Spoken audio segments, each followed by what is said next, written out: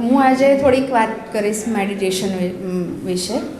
આમ તો આપણે બધા ભગવાનને પૂજાપાઠ બધા કરતા જ હોઈએ છીએ, બધા ભગવાનની ભક્તિ કરતા હોઈએ છીએ, પણ એ કેટલું કેવું હોય કે થોડાક સમય પૂરતું જ હોય છે એ બાકી આખો દિવસ તો આપણા મગજમાં વિચારો જ ચાલતા હોય છે, અને તે પણ કેવા ઓવર થિંકિંગવાળા વિચારો કે શું થશે, કેમ થશે, કેવું થશે, કેવી રીતે થશે, એવું જ હોય છે બધું. તો એની માટે આપણે એક સરળ રસ્તો છે મેડિટેશનનો, કે સૌથી તમને ખબર છે, તમે લોકો કોઈ કરો છો મેડિટેશન? કરું છું, ઓકે, હું પણ કરું છું. મારા માટે મેડિટેશન એ બહુ સારી વસ્તુ છે. મારી લાઈફમાં એનાથી મને બહુ જ ફાયદો થયો છે, કેમ કે હું જ્યારે મેડિટેશન નહોતી કરતી ને ત્યારે હું એટલું બધું ઓવર થિંકિંગ કરતી હતી કે એની કોઈ હદ નહીં, કે એટલું ડિપ્રેશનમાં હું જતી રહી હતી, કહેવાય કે એકદમ નેગેટિવ થોટ્સ બહુ જ મારા મગજમાં આવતા હતા ને એના લીધે બધું લાઈફ ડિસ્ટર્બ થઈ ગઈ હતી. પણ જ્યારથી મેડિટેશન મેં સ્ટાર્ટ કર્યું ત્યારથી, અને મેડિટેશનની પણ એક મેથડ છે કે મને એક જણે કહ્યું કે રેકી એ બહુ સારી અને એકદમ ઇઝી મેથડ છે મેડિટેશન માટેની. તો એ મેં જ્યારે રેકીની ફર્સ્ટ, કોઈ જાણો છો રેકી વિશે? નથી ખબર? અચ્છા, તો હું આજે તમને રેકીનું થોડુંક એના વિશે કહીશ. એ રેકી એ છે ને એકદમ ઇઝી વે છે મેડિટેશનનો. એની માટે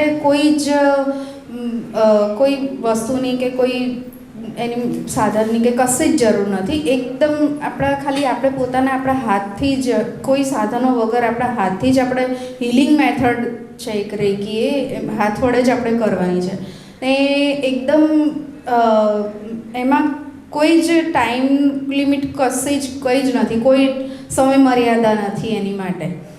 એ કહેવાય ને કે એકદમ સરળ પદ્ધતિ છે, અને જે આપણા વર્ષો જૂના જે આપણા જે કે ગુરુઓ ને ઋષિમુનિઓ જે પ્રાચીન સમયના હતા, એ લોકો પણ એમના શિષ્યોને આના વિશે જ્ઞાન આપતા હતા ને પોતે રેકીનો ઉપયોગ કરીને એમને, ધારો કે રેકી એટલે કેવું કે એવી હીલિંગ મેથડ છે ને કે તમે અહીંયા બેઠા બેઠા પણ તમે કોઈ બીજી વ્યક્તિને મેડિટેશન દ્વારા તમે એને હીલ કરી શકો, કે કદાચ એની કોઈ બીમારી હોય કે કંઈ પણ એને પ્રોબ્લેમ હોય તો પણ એનું સોલ્યુશન લાવી શકાય છે. જેમ કે મારું પોતાનું જો હું ઉદાહરણ આપું ને, તો અત્યાર સુધી એવું હતું ને કે હું એટલી બધી ડિપ્રેશનમાં જતી રહી હતી ને કે કોઈ ઇવન વ્હીકલ ચલાવતી હોઉં ને તો પણ બાજુમાંથી કોઈ નીકળે ને તો પણ એમ હોર્ન વાગે કે કોઈ, તો પણ મને કકળાટ લાગે, કોઈની સાથે વાત કરવાની નહોતી ગમતી. એની જગ્યાએ જ્યારથી મેં રેકીની ફર્સ્ટ ડિગ્રીનો સ્ટેપ કર્યું છે ને, ત્યારથી મારા પોતાનામાં એટલો પોઝિટિવ ચેન્જ આવ્યો છે કે હું અત્યારે હાલ આમ બિલકુલ કોન્ફિડન્સ નહોતો, એની જગ્યાએ હું અત્યારે તમારા લોકોની સામે સ્ટેજ ઉપર બોલીને આટલું વાત કરી શકું છું. એ રેકીના કારણે જ છે. એટલે રેકી બહુ સારી વસ્તુ છે. એના 3 સ્ટેપમાં ડિવાઈડ કરેલું છે. એ ફર્સ્ટ ડિગ્રી, એ રેકીમાં ફર્સ્ટ ડિગ્રી હોય ને, એ તમે પોતાની જાતને હીલ કરી શકો છો રેકીમાં, કે તમે તમારા મેડિટેશન કરીને આપણા બોડીમાં જે 7 ચક્રો છે એને બેલેન્સ કરી શકાય છે. અને એ બેલેન્સ કર્યા પછી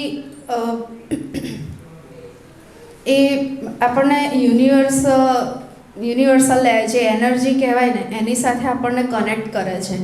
એટલે એ ખરેખર બહુ જ એના લીધે આપણે બહુ પોઝિટિવ અને એકદમ બોડી હલકું ફુલકું થઈ જાય છે જ્યારે તમે આ પદ્ધતિથી તમે મેડિટેશન કરો ને તો ખરેખર જોવા જઈએ ને તો બહુ સારી વસ્તુ છે.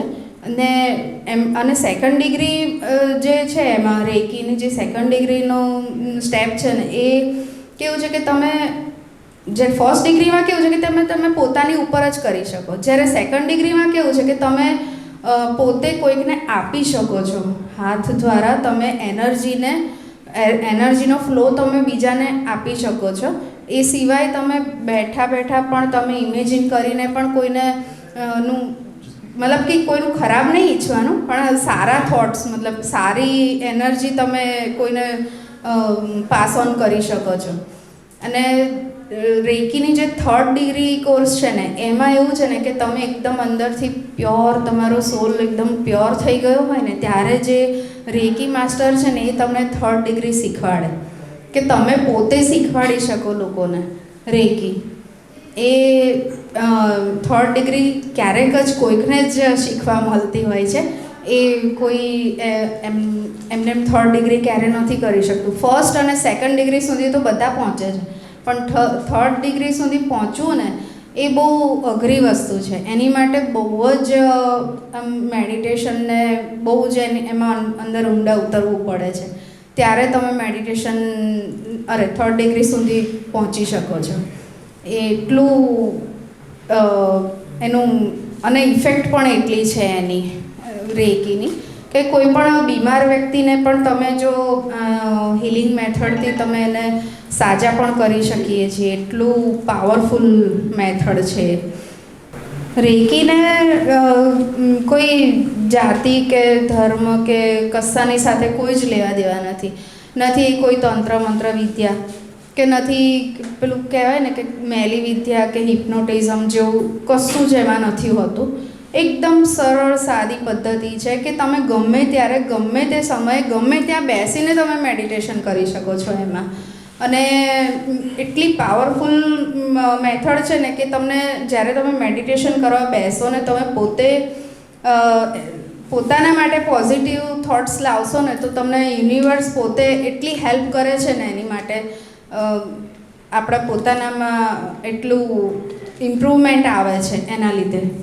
હું એટલું જ કહેવા માગું છું કે જીવનમાં આપણે સફળ થવું હોય ને તો ગમે તેવી પરિસ્થિતિમાં ગમે તેવી વ્યક્તિઓ હોય કે કોઈ પણ સિચ્યુએશન, કોઈ પણ ગમે તેવી સિચ્યુએશન હોય એમાં આપણે પોતાને આપણી જાતને આપણે સ્ટેબલ રાખી શકીએ ને એ જ જીવનનું સૌથી મોટામાં મોટું માપ છે કહેવાય ને કે એ જ સૌથી મોટું આપણે સફળ જીવનની ચાવી છે.